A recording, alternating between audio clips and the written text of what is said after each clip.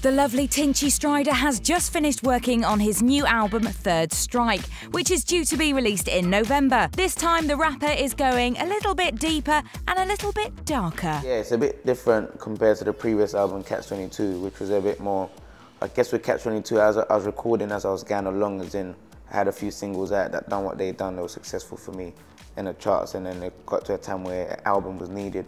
So I started recording and finishing and adding parts, but this time around it's more like say I knew when the album had to be done by, I had a time and I've been through a few things, so it's more like a story I was telling, and I guess the darker sound comes from that. And every time I go in the studio I try and be creative, like I want something new or different to what I've done before, so it just ended up in that lane, man.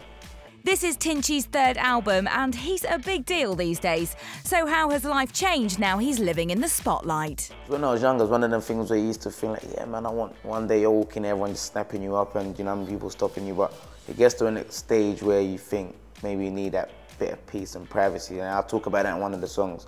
Isn't like, now I've got to even pick places where I want to go eat. I can't even go to certain places where I might like going to eat there just because of like the attention you bring, and so it's crazy, but I guess it's all part of it. So you either made for it or you ain't, and that's the decision you gotta make.